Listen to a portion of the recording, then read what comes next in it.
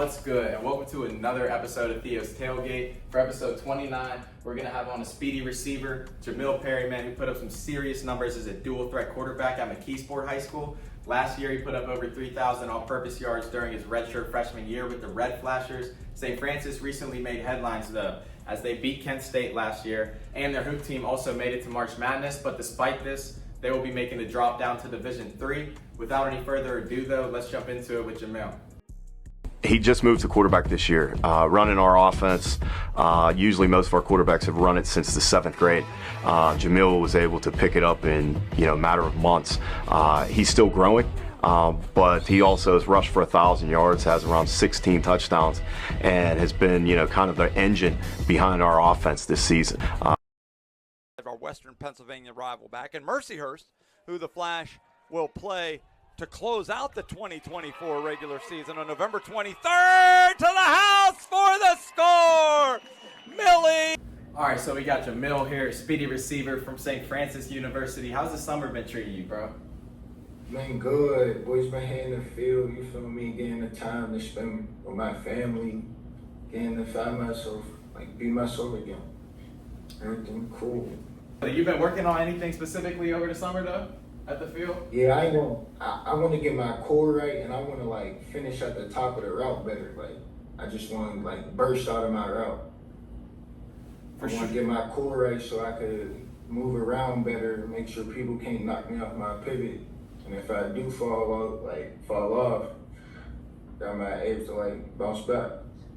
And coming off your redshirt freshman season, you were a productive part of the offense, also returned to football a little bit. What can we kind of look forward to out of you next season? I ain't gonna lie. There's a lot. I want touchdowns. I want the yards. I want it all. So they gonna give me the ball out the backfield a little bit. And yeah, they gonna let me do me. I'm gonna get some option routes, some slot feeds, everything for real. I'm at the slot, turning up. Your guys' season next year, you got ULM, Buffalo, a couple of big-time games, even though you're making that drop in a couple of years here. Are there any games you got eyed up for next season, though? I come through, I think that if I ball Buffalo and ULM, it'll make it, more undeniable that I should be where I want to be. But all of the games for real is sweet. If I turn up every game, I should end up with something. That should be cool. You kind of want to talk about what redshirting was like and how you dealt with the injury and whatnot? So when I had redshirted, it was really cool because I had time to do my work, but I also went home too. I was around people that I knew was gonna care for me. I had the time to do everything without having to worry for real. Well, the surgery, they gave me a doctor. She was real cool, Dr. Grilly. She was real cool. She got my surgery out the way early. As soon as it happened, I probably waited 3 weeks, 2 weeks, and then I was in there. But I really just bounced back. Everything was cool. They gave me some pills. I don't like pills. I don't really like to take them. Boom. Didn't take them, but I was walking around on it a week later. But I had a lot. They had me doing PT, physical therapy. It was cool for real because the guy, Brian, he gave me a whole bunch of things I could do. And then he told me a little circuit, and we just kept doing them back. I'd say every other day I'd come see him, and we'd just do it, bust it out, talk about what's going on and everything. It was just cool. And then rewinding a little further, you were a star at McKeesport, dual threat quarterback for part of your time there. How was it recruiting-wise? What made you choose to end up attending St. Francis after being a star in a Big 33 game and receiving numerous offers?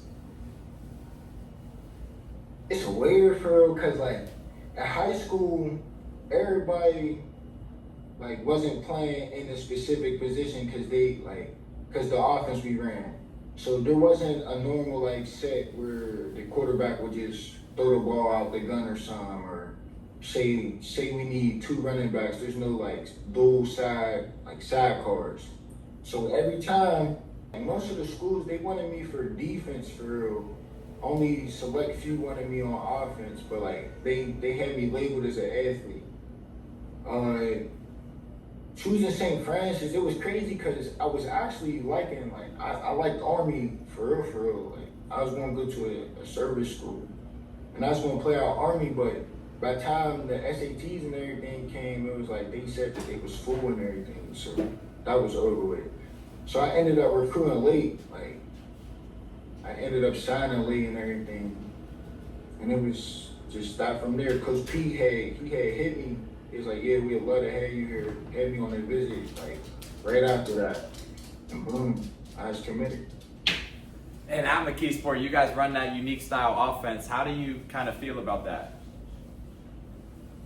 So, I think the offense, like, I think it works because I guess we don't produce enough linemen, but I don't believe that for real. I think whatever we run will work regardless. But the offense, it's cool and work, but we got too many athletes for that. I think we should really just like let them play. You give them the ball in space. Every kid is going to be good at something. One might be better than the next in this aspect, but he's going to be like solid for this one. Say you want him to block, he's going to block. You got a kid for that, boom. You let him play. I don't know. The way they look at it is just different.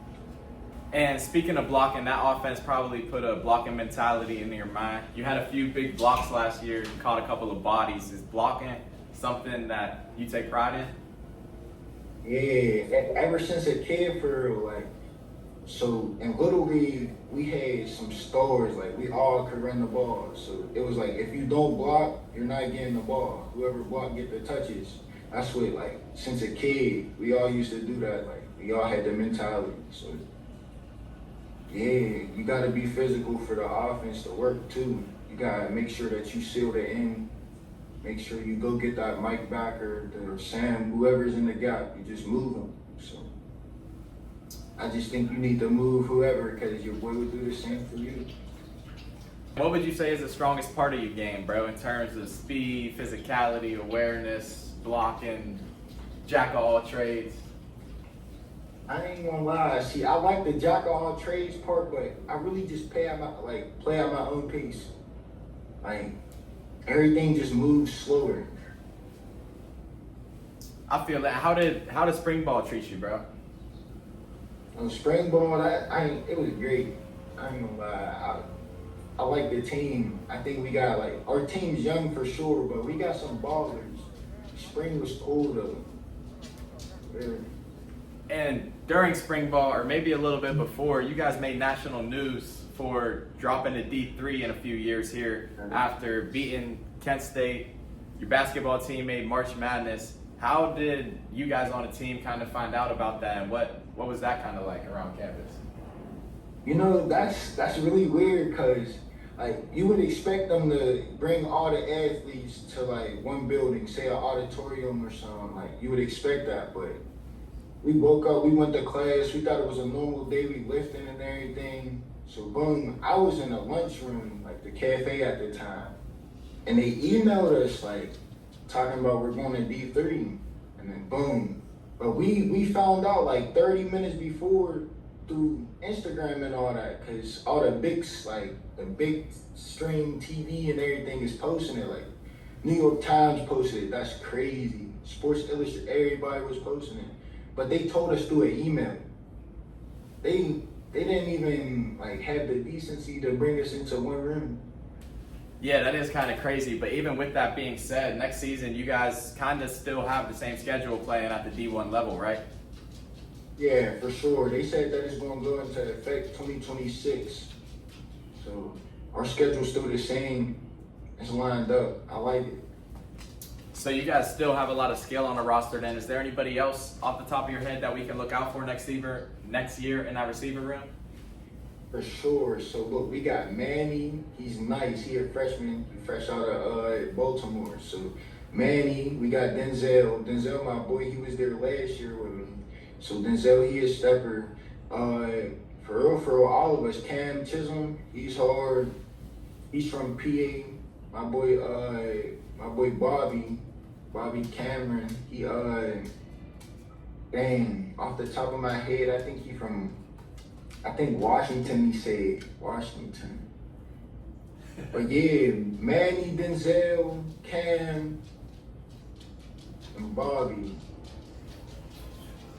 And you also play for McKeesport with some high-level guys. You know, you got Kanye right now balling at slip and track and football. You got Tay just made the jump up to Florida State. How is it kind of seeing other guys from the port have success at the national level?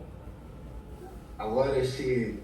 I love to see it. All my port boys, if you doing it, if you thinking about doing it, just go. Keep doing it. Do it till you can't no more. I love to see it. Them is prime examples. I'm telling you. We got boys who's really out here making it happen. You can do it. Just keep going. Kanye snapping though. I ain't gonna lie. My boy's playing on. No cap. Yeah, he is for real. He fast too. You faster than him or no? No, I definitely ain't touching him, but football, like on the field speed different. I feel like if I get that angle, it's cool. We might clash, but I feel like if he get that outside and free space, it's over. That boy's fast. You gotta understand, that's a fast boy. Yeah, he do be moving. He's also a high-level corner. Who are some of the hardest corners that you've gone against in your career? High school, college, whatever. Alright, so I'ma always say like the boys at the port definitely put out work. But in college, I say so there's two of them. Mekhi Rogers and Mekhi Butler. Them boys, I ain't gonna lie, them boys is some steppers. Like they really put their clamps on you. But I be getting mine. And then what about routes? What would be your go-to route in a one-on-one situation or just a favorite route? If we running one-on-one, I'm running a go ball, slot fade. I'm telling you, I feel like I'm gonna go get it if they put it in a decent spot. But I like posts or post corners. And with the summer, bro, how much time do you have left before you got to report back up to Loretto, PA?